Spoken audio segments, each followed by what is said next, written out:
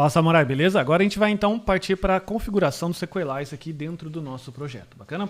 Para isso a gente vai criar algumas pastas e você vai começar a ver, a perceber talvez, dependendo do seu nível de experiência, que talvez o nome de algumas pastas sejam algo parecido com o que você já ouviu ou então já até assistiu em alguns tutoriais por aí. Fica tranquilo que a gente vai explicar mais para frente, eu vou trazer todo esse processo de explicação do que é um MVC. Por enquanto vamos se ater a criar os principais arquivos e depois a gente vai encaixando as peças, beleza? Então, fica tranquilo. Então, vamos lá. Primeiro arquivo que a gente vai criar aqui, na verdade, a primeira pasta dentro do SRC, a gente vai criar aqui a nova pasta chamada config. Bacana? Agora, a próxima pasta também que a gente vai criar é a pasta database/migrations, ok? Então, essa pasta aqui ela vai conter as migrações. E agora a gente vai finalmente instalar o SQLite. Eu vou abrir aqui meu terminal e a gente vai dar o yarn add SQLite, beleza? Então ele vai fazer a instalação aqui, ok? E a gente também vai instalar o SQLite CLI como dependência de desenvolvimento. Então ele vai disponibilizar para a gente um pequeno, como eu posso explicar? Um pequeno CLI, um pequeno programinha de console, achei o nome. Um pequeno programinha de console que vai ajudar na criação de alguns módulos, vai ajudar a gente a fazer alguns comandos aqui, ok? Agora a gente vai ter que criar um novo arquivo chamado .sqlite RC. Esse arquivo aqui é o arquivo que vai conter as configurações do SQLite, beleza? Ele é no formato JavaScript, então em vez de plain text você vai colocar aqui, ó, JavaScript, bacana? Apesar dele não terminar com a extensão JavaScript, acredite em mim, ele é JavaScript. Beleza? E agora o que a gente vai precisar fazer? A gente vai configurar aqui as pastas, aonde está cada pasta de cada coisa que o SQLite precisa, que vai ser os diretórios onde ele vai procurar as coisas. Bacana? E aqui a gente precisa utilizar a nomenclatura de importação do CommonJS, porque o SQLite, o CLI, ele não entende essa nova arquitetura do import-export. Bacana?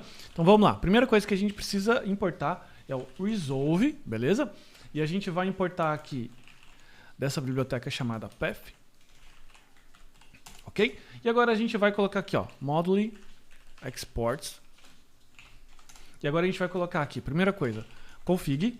E aqui você vai falar para ele qual que é o seu arquivo de configuração da sua database. Então você vai fazer assim, resolve, underline, 2 underline, tier name, source.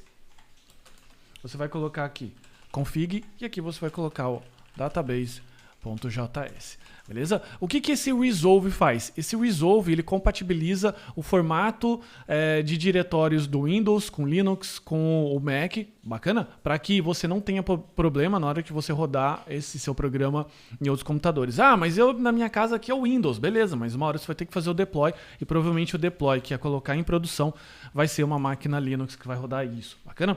Agora a próxima coisa que a gente precisa fazer é configurar o models.path, que é o mesmo processo, só que, obviamente, diferente, que é o dirname, source, app, e a pasta models, ok? Você vai precisar ainda configurar o migrations path, que é o source, database, e aqui, migrations, ok?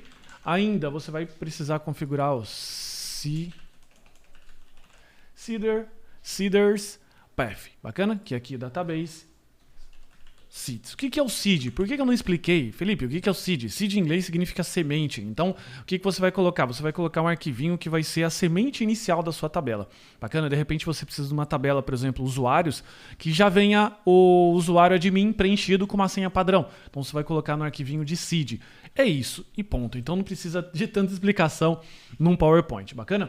Agora, uma coisa que você precisa entender que o SQLite ele tem aqui basicamente dialetos. O que são dialetos? Dialetos é o formato de banco de dados que você vai trabalhar. Então, por exemplo, aqui no SQLite, ele suporta quais dialetos? O MySQL, o MariaDB, que é basicamente um fork open source do MySQL, o SQLite, o Postgres e o MS SQL, beleza? A gente vai utilizar aqui o Postgres, que é um banco de dados aí muito utilizado, muito bacana, que inclusive ele está disponível para você dentro do curso Dominando o Banco de Dados, bacana? Então, se você precisa instalar o Postgres, não tem o Postgres instalado ainda, é legal você dar uma passada por lá e ver as primeiras aulas de instalação.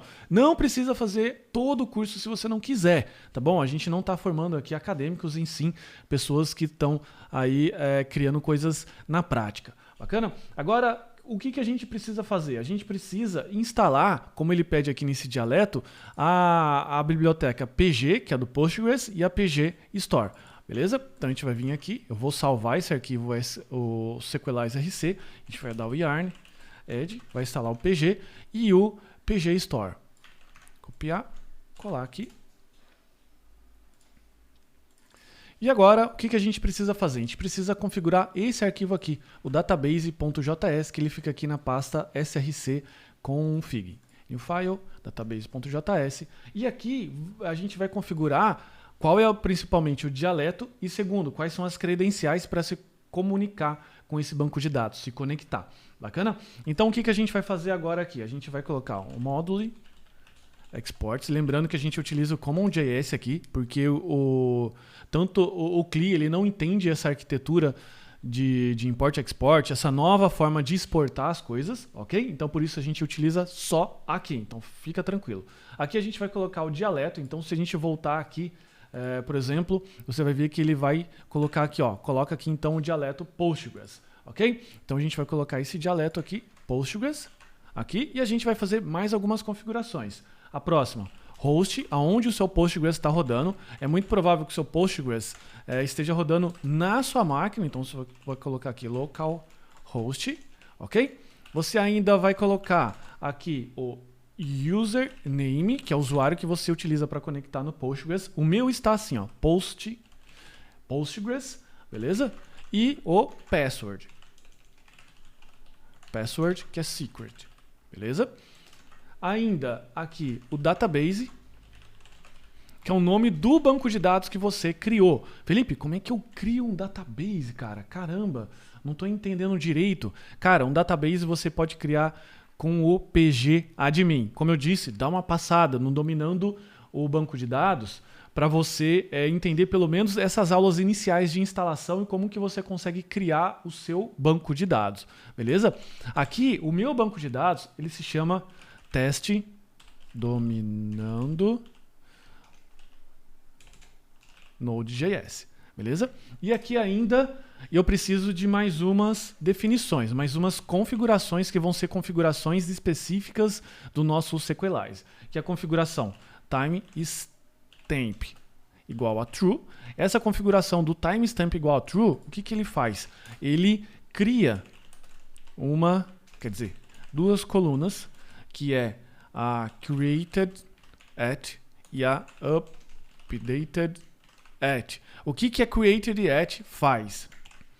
Ela é uma coluna que ela vai indicar qual que é a hora e a data da criação de um determinado registro na tabela. E updated at é a coluna que vai indicar quando que o registro foi atualizado.